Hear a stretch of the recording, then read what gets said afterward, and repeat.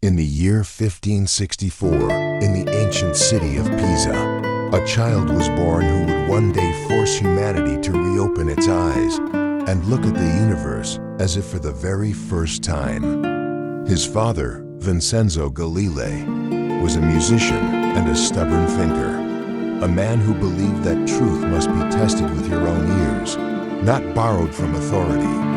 From his father, young Galileo inherited two things: a love of beauty and a refusal to accept anything he could not verify himself. The Galilei household was modest, but it was filled with debate, with music, with the kind of restless energy that refuses to leave questions unanswered. As a boy, Galileo was drawn to everything at once, to the geometry hidden in his father's music, to the arc of a swinging lamp, to the silent mathematics of the world around him. One afternoon, sitting in the Cathedral of Pisa, he watched a chandelier swinging in the breeze and began to time it with his own pulse. The rhythm was always the same. Pisa was a city of towers and merchants, of ancient stone and river light. But above everything else, it was a city of questions, and Galileo could not stop asking them. At the monastery of Unbroken, where he was briefly schooled by monks, he encountered the geometry of Euclid, and something inside him went quiet and then caught fire. His father had fought the musical authorities of his day, proving through experiment that ancient theory was wrong. Without knowing it, Vincenzo had shown his son the method. The river Arno flowed through the city. Galileo would grow up beside it, watching ripples spread outward from a single dropped stone, perfect circles, obeying perfect laws. He was 17 years old when his father sent him to university. He was supposed to study medicine. He had other ideas. The University of Pisa in the 1580s was a world of ancient certainties. Aristotle was law, dissent was discouraged, and medicine, not mathematics, was the path to a stable life. But in the lecture halls, Galileo's mind kept wandering. The anatomy diagrams couldn't hold him. He kept finding patterns in the architecture, in the angles of light, in the silence between heartbeats. Then, by accident, he wandered into a mathematics lecture by Astilio Ricci. He stood in the doorway and listened. He did not leave. He had found what he was looking for. He studied Euclid and Archimedes in secret at first, then openly, abandoning his medical studies without telling his father. Mathematics was not a subject to him, it was a language. When Vincenzo found out, the disappointment was real. But the old musician, who had spent his life fighting orthodoxy in art, could not entirely bring himself to stop his son. Without a degree, Galileo spent years in Florence as a private tutor, writing papers no one read, building instruments no one would buy, and thinking thoughts no one had thought before. He invented a new kind of balance for measuring the density of objects, the hydrostatic balance. It was elegant, precise, and beautiful. People noticed. He delivered lectures on the shape of Dante's Inferno, using geometry to calculate the dimensions of hell itself. Florence was charmed. A reputation was beginning to form. The mathematician Guidobaldo del Monte wrote a letter of recommendation that would change Galileo's life. One letter, one connection, the difference between obscurity and history. In 1589, at the age of 25, Galileo Galilei was appointed professor of mathematics at the University of Pisa. He stood at the lectern and felt, for the first time, that the world was ready to listen. Legend says that one morning, Galileo climbed to the top of the leaning tower of Pisa, held two cannonballs of different weights over the edge, and let them fall. They landed at the same moment. It contradicted everything Aristotle had taught, that heavier objects fall faster. The crowd below was astonished.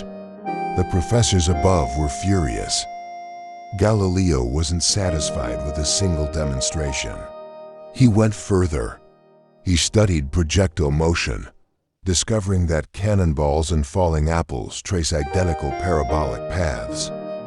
He built inclined planes and timed rolling balls with water clocks, measuring, repeating, recording. This was something new, not philosophy, not speculation, but controlled experiment. He discovered that distance traveled increases with the square of time.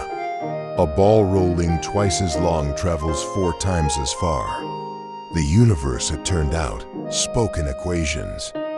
He returned to the cathedral pendulum of his childhood and made it rigorous. He proved that a pendulum's period depends on its length, not its weight, a discovery that would later give the world its first accurate clocks. But in Pisa, his experiments were not celebrated, they were resented.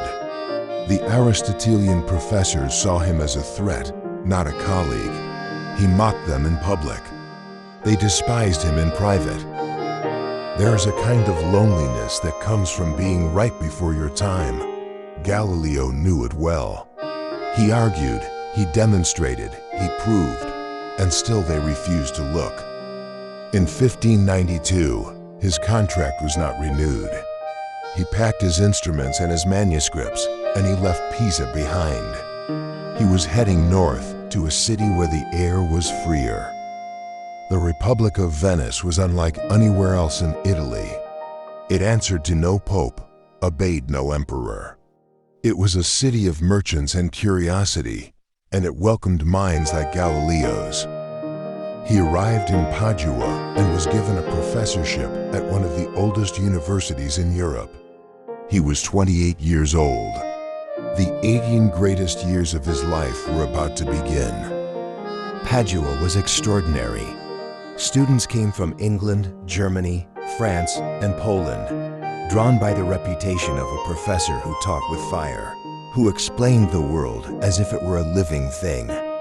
He ran his home like a small scientific enterprise. Students boarded with him, paid for his geometric compasses, helped him with his experiments.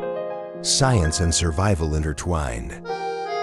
He designed a military compass of elegant precision, a calculating instrument that could solve artillery problems, measure distances, and compute currency exchanges. Soldiers and merchants both wanted one. He fell in love with a Venetian woman named Marina Gamba. They never married, but they built a life together, 3 children, a house full of noise and warmth, and the happiness of a man finally at home in the world. Venice protected him. The Republic's freedom was real. The Inquisition had little power within its borders. For the first time in his life, Galileo could think without looking over his shoulder. Then, in 1609, a letter arrived describing a Dutch invention, a simple tube with 2 lenses that made distant objects appear close. Galileo read it once, set it down, and began to think. In a matter of weeks, working by hand, grinding his own lenses, Galileo built a telescope that far surpassed the Dutch original. He had gone from curiosity to creation in 24 days. He demonstrated it to the Venetian Senate from atop the campanile of San Marco. They looked through it and saw ships on the horizon hours before those ships could be seen by the naked eye. The military value was obvious.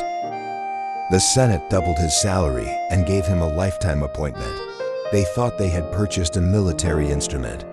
They had, in fact, purchased a revolution. That same night, Galileo turned his telescope away from the sea and toward the sky. He was the first human being to look at the heavens with magnified eyes, and what he saw changed everything. The moon was not a perfect sphere, smooth and celestial. It was rough. It had mountains, valleys, craters, a surface as broken and real as the earth beneath his feet. He turned to the Milky Way, that cloudy band across the night sky that the ancients had debated for centuries. Through the telescope, it resolved into thousands upon thousands of individual stars. He sat at his desk through the winter nights, writing furiously. He had months of observations to share with the world. He titled his book The Sidereus Nuncius, The Starry Messenger. On the 7th of January, 1610, Galileo pointed his telescope at Jupiter. He noticed 3 small stars near the planet, arranged in a perfect line. The following night, they had moved. Over the following nights, he tracked them obsessively. They weren't stars. They were moons, 4 moons, orbiting Jupiter, not the Earth.